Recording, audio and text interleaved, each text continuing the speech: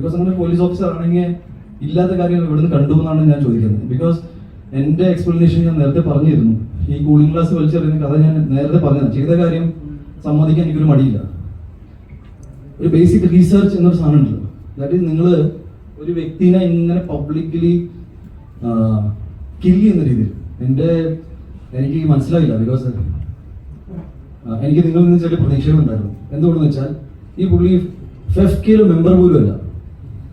ഒരു ബേസിക് റീസർച്ചിന്റെ ഭാഗമായിട്ട് എല്ലാ ഇന്റർവ്യൂസിലും ഫെഫ്കെയിലെ മെമ്പറാണെന്ന് പറയുന്ന ബ്ലേറ്റന്റ്ലി നുണ പറയുന്ന ഒരാളുടെ വാക്കുകൾ കേട്ടിട്ട് നിങ്ങൾ എനിക്കറിയില്ല. എനിക്ക് നടനെ വിളിക്കേണ്ടി വന്നു.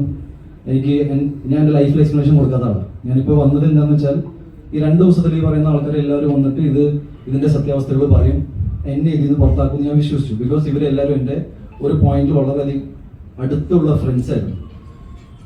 ഇതാരും ചെയ്യാത്തതുകൊണ്ടും ഇതിൽ കേസ് എന്താണെന്ന്, ബിക്കോസ് നിങ്ങൾ എല്ലാവരും എടുക്കുന്ന ന്യൂസ് തന്നെയാണ് ഞാനും കേട്ടുകൊണ്ടിരിക്കുന്നത്. എൻ്റെ ഒറ്റ കോൺഫിഡൻസ് എന്ന് വെച്ചാൽ ഞാൻ ഇയാളെ തൊട്ടിട്ടില്ല. സംസാരം ഉണ്ടായിട്ടുണ്ട്. സംസാരം വളരെ ഇമോഷണൽ ആയിരുന്നു. ഞാൻ വളരെ വിഷമത്തിലായിരുന്നു. അവിടെ നിൽക്കുന്ന ആള് പോലീസിൻ്റെ അടുത്ത് മൊഴിയും കൊടുത്തിട്ടുണ്ട്, സംസാരിച്ചിട്ടുണ്ട്.